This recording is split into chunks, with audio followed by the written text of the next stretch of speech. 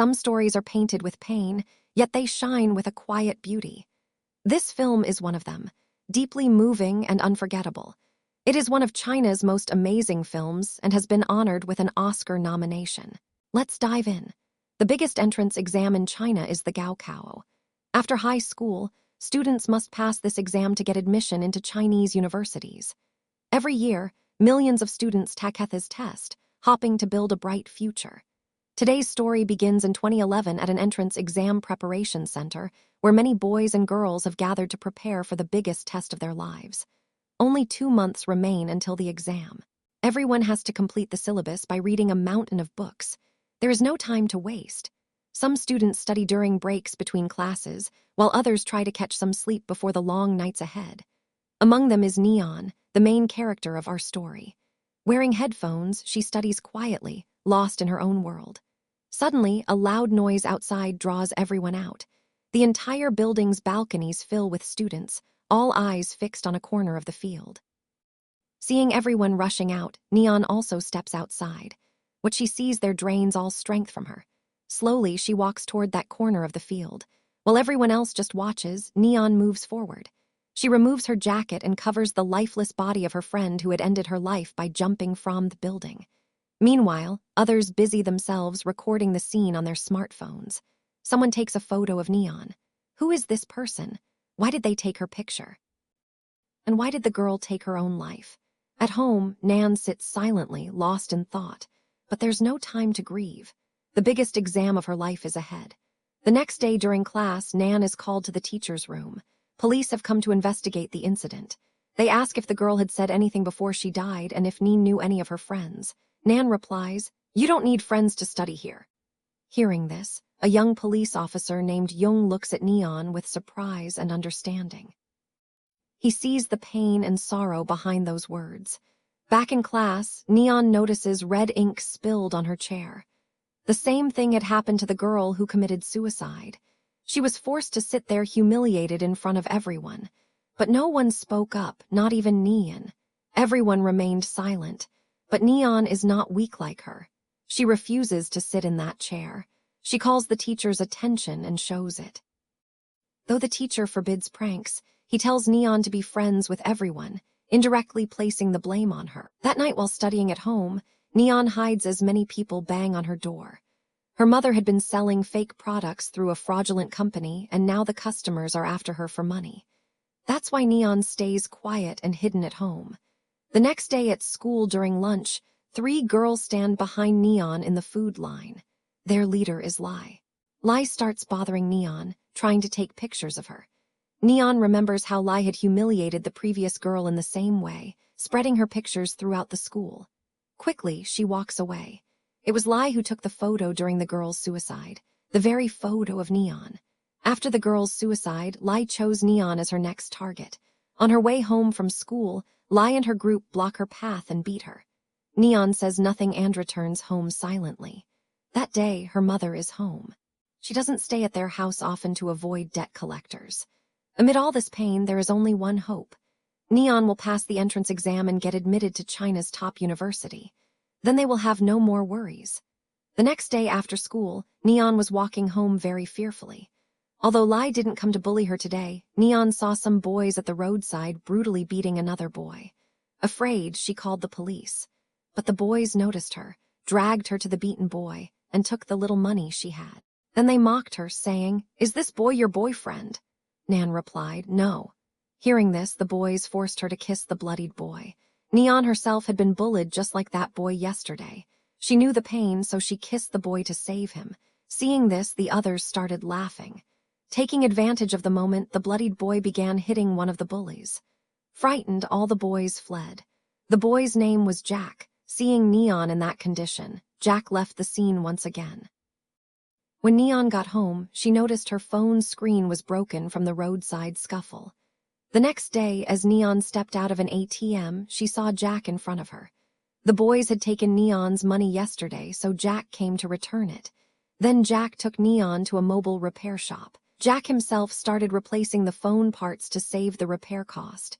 Neon asked, "Do you know how to fix phones?" Jack answered, I deal with stolen phone parts. Seeing Neon, Jack understood that she was also a bullying victim.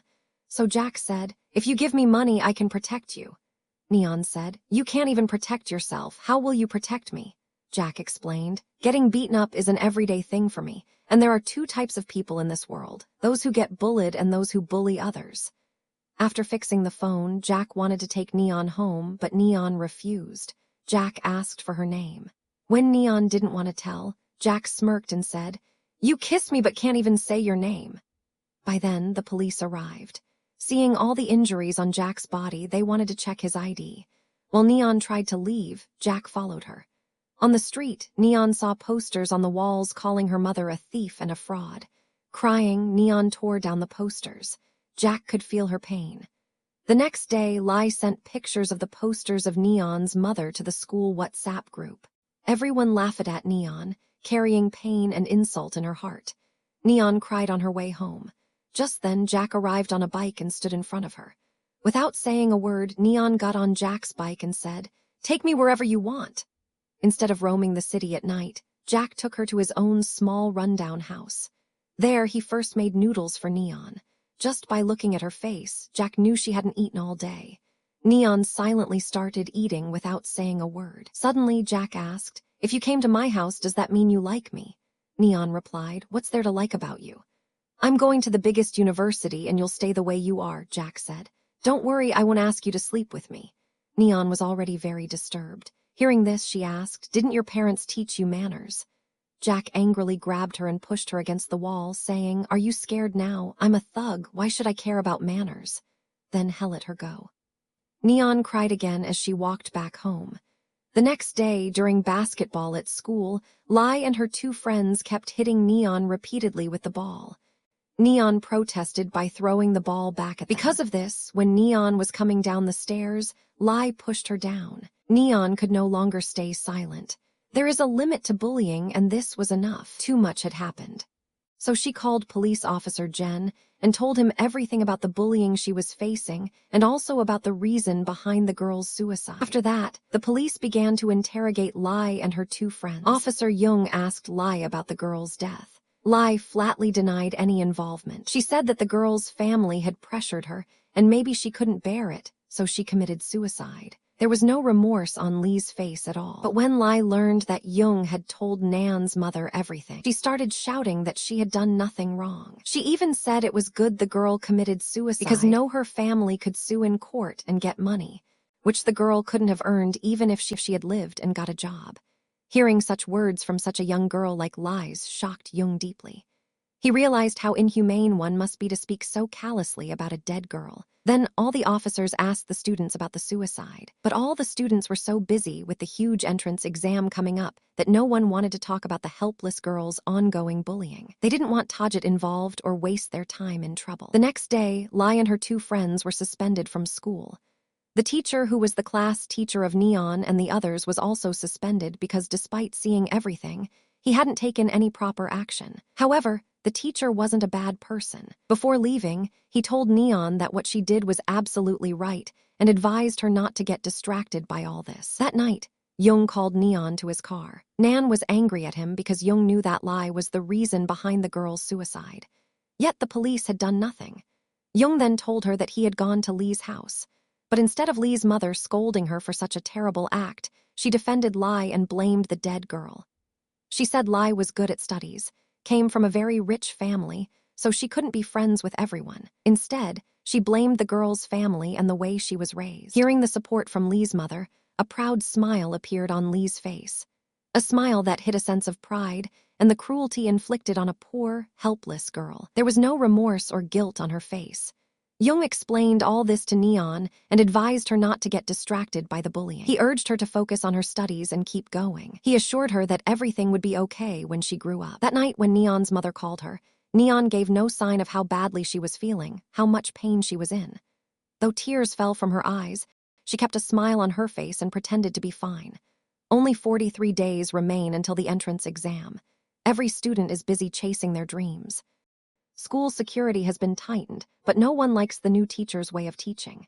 Neon feels guilty. Because of her, everyone lost a good teacher. Days continue to pass like this. One day after school, Neon was walking home when she saw Lai and her gang standing in front of her house. Since they're suspended from school, they've come just to bully Neon. Lai had become so bold that she brought a knife to torture her. Neon somehow managed to escape. She tried calling Officer Young, but he didn't pick up. With no other option, she hid inside a dumpster. Thinking of her safety, she went to Jack's house at night. Though she considered Jack a thug, she knew he possessed humanity that many well-educated boys and girls lacked. Neon asked, "Will you protect me? But I don't have any money to give you." Jack gently applied ointment to all her wounds, laid her in bed, and slept on the couch himself. He was happy because from the very first day, he had wanted to take care of her. Unable to sleep that night, the two of them talked for hours. The next morning, Nan set off for school with courage in her heart. That courage came from Jack. He now followed her everywhere like a shadow, watching over her from a distance. For the first time, a smile appeared on Neon's face. That night, Jack threatened Lai and her two friends to stay away from Neon. The bullies were shaken, and Neon, she could now study in peace at school. One day, Jack saw two men using a child to pickpocket. He beat them up even after being beaten himself. On the outside, Jack might seem rough, but inside he was a truly good person. Every day, he silently followed Neon home from school. He set up proper lighting on her study table so she could read attentively. Though he never said it aloud, he loved her deeply. The next day, one of Lee's former friends approached Neon. She thought now that Lai had no one else to bully, she had become the new target. She asked Neon, "The one who protects you, can he protect me too?" Neon replied, "I'll walk you home." Such confidence now shone in Neon only because of Jack. She knew she was no longer alone. In the middle of a crowd, Jack was watching over her from afar. One day, Jack returned home severely injured, his entire body covered in wounds. It turned out he worked for someone who made him fight. That night, they lay beside each other. Neon asked, "Does it hurt?" "I've gotten used to it," Jack replied. "Since when?" she asked. Then Jack told her everything. How his father left him, how even his mother abandoned him for another man. Jack said, "Neon, you're the first person who ever asked me if I was in pain." Tears flowed silently from both their eyes. They became each other's source of comfort, and gradually they began to spend better days together. Their friendship grew stronger. Riding through the city on a bike, they turned their pain into moments of joy. One day, Neon asked, "Do you want to leave this place and go far away with me?" "How?" Jack asked. "We'll find a way," she said. Now both of them were in love.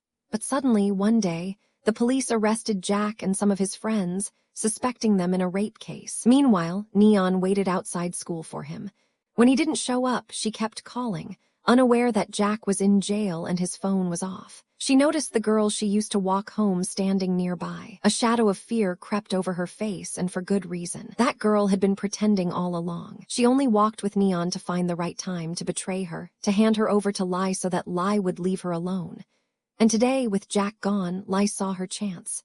She and a group of others attacked Neon. They beat her, insulted her, and crossed all limits. They cut her hair, tore her clothes, filmed her naked, and humiliated her.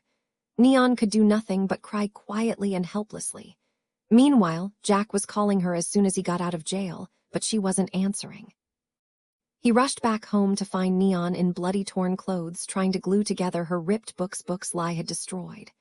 Seeing his beloved in such a state, Jack lost control. He wanted revenge, wanted to make them pay. But Neon grabbed him tightly, holding back the person she loved, burning in the fire of revenge. To comfort her, Jack gently trimmed her uneven chopped hair and then cut his own hair short to show her she wasn't alone in this pain, that he would share it with her always. To forget their sorrows, they took the bike out into the city together again, side by side. The long-awaited day finally arrives. Today is the country's biggest entrance exam. Since morning, it's been raining heavily. Even today, Jack has come from a distance to drop Neon off. Despite going through such difficult times, Neon didn't let exam preparation falter even a little. The exam begins. But elsewhere, a terrifying incident takes place. While clearing a landslide from the road, the police discover a girl's dead body. Soon, they learn it's none other than Lai. The police trace a taxi from the CCTV footage at the crime scene and arrest one of Jack's friends. We're then shown that on that very night, Jack had asked that friend for the taxi. He dropped his friend at the hospital and told him to get a full body checkup so Hai's presence would be recorded in hospital CCTV and logs, creating an alibi. That way, the police wouldn't arrest him. Afterward, Jack used that taxi to bury Lee's body. When questioned, the friend claims the car was stolen that night. Since hospital records confirm his presence, the police release him. Next, the police summon Lee's friends. They claim it was Neon who committed the murder, but when asked for a reason, they can't give one. They don't mention the inhumane torture they themselves inflicted on Neon. By then, Officer Jen receives the video showing Neon being brutally bullied. Shocked, he rushes to Neon's house. Seeing her hair and condition, he's taken aback. Though he feels sympathy, he still has a duty to fulfill. Assuming Neon killed Lai to take revenge for the bullying, the police begin to suspect her. Neon pleads that she has 2 exams tomorrow and asks to be questioned later. Still, Officer Jen brings her to the station for interrogation. They keep insisting she committed the murder out of revenge. Neon repeatedly denies it. They ask why she never reported the bullying to the police. Neon explains she stayed silent to stay focused on her studies. When asked where she was that night, she says she was at home the whole time. Officer Jung tells his superior that Neon couldn't have stolen a taxi, moved a body, and buried it, especially when she has exams the next day. Though there's an argument with a female officer, the chief orders them to release Neon Forno, but keep her under constant watch. The next day, Neon leaves home to attend her exam. Sitting in the exam hall, her mind is filled with turmoil. She can't concentrate. That's when Jack's face flashes before her. She remembers his words. "Do you trust me?" With those words in mind, Neon pulls herself together and takes the exam seriously. After the exam, suddenly, Jack pulls her into an alley. The police are chasing him. We're shown how Jack had planned everything in advance. He had removed every trace of himself from his room so the police wouldn't find any link between him and Neon. He staged the murder as a rape case. Since the police were already looking for a rapist, Jack brings Neon to this alley and asks her to scream. He says he left evidence in the car that shows he tried to rape Lai and accidentally killed her. The police are now after him, and if he pretends to rape Neon, they'll believe it and he'll escape suspicion. But Neon refuses. Then Jack says, "Look at me closely. I have nothing, no future, but I love you deeply. I want you to have a beautiful future. Besides, I'm still a minor. My punishment will be light. When you graduate from university and grow up, I'll be released from jail. We'll be together again." Both of them cry a lot. Jack tears his own clothes and pretends to forcefully kiss Neon. But in that kiss was all the love they had never been able to express. The police arrest him and take him away. From then on, the interrogation began. When Jack was questioned, he initially denied everything. But when he was told that Jack's DNA was found under Lee's fingernails, Jack confessed he only wanted to rape Lai, but her death happened accidentally. With Jack's confession, the police released Neon, and that's when the real story is revealed. In reality, 2 days after torturing and humiliating Neon endlessly, Lai came to apologize. She was scared.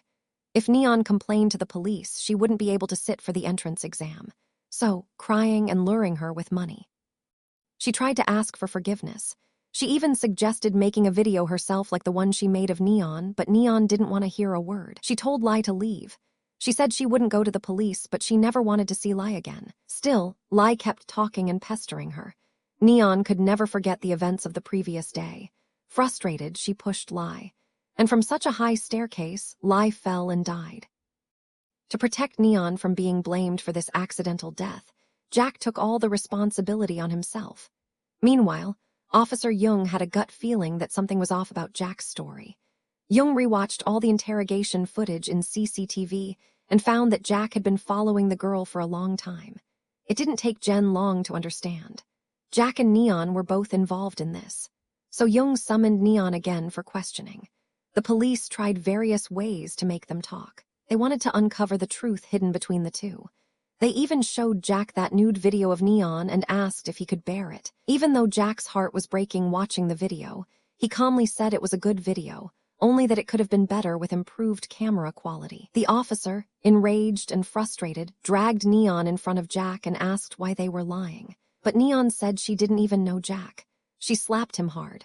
That made Jack very happy. Happy that Neon kept her promise that she didn't ruin her future. Seeing all this, the police let Neon go, but Jen was shattered. The lady officer asked Jen. She tried to protect herself from the first day. "Why are you trying to prove her a murderer now?" Jung replied. "If someone else spends years in prison for her crime, Neon won't be able to bear that guilt. She'll die a little every day." The lady officer asked. "But why would anyone take the blame for another's murder?" Jung said, People like us wouldn't, but Jack is just a teenager. He doesn't understand the sacrifice he's making for Neon. Some days pass. Jack is still in jail. Today is the long-awaited day. The results of the country's biggest exam have been published. Neon passed with excellent marks. Her mother is overjoyed, but Neon herself feels no happiness. That's when Officer Jen comes to congratulate her. But before leaving, Jen says, "I have another piece of good news for you. The one who tried to rape you, Jack, has been sentenced to death." Neon freezes. She asks, "But Jack is a minor." Jennings replies, "No, Jack lied. He's actually an adult." Hearing this, Neon breaks down in anger and grief. She starts hitting Jang and screaming, "Why won't you leave us alone? Why do you have to do this to us?" She starts behaving like someone losing her mind. Young hugs her tightly and calms her down. Then Jen tells her it was a lie. No sentence has been declared yet for Jack, but if there is one, it will be a harsh punishment. Jen explains that Neon has already gone through so much, and if the court knows this was an accident, the sentence would be reduced. If both of them share the punishment, it will be much lighter. Hearing all this, Neon finally agrees to confess to her crime. After that, Officer Young took Neon to see Jack. The two of them stood on opposite sides of the glass, not saying a single word that day, but both of them cried a lot. Later, their sentence was declared. Since both of them confessed, and considering everything Neon had endured, they were sentenced to 4 years in prison. As they were being taken away, Neon asked Jack, "If you could go back to the past, would you do all this again?" Jack calmly replied, "There's no such thing as if in this world, and I would never want you to go through all that pain again." With those words, they bid each other farewell and were taken to separate prisons.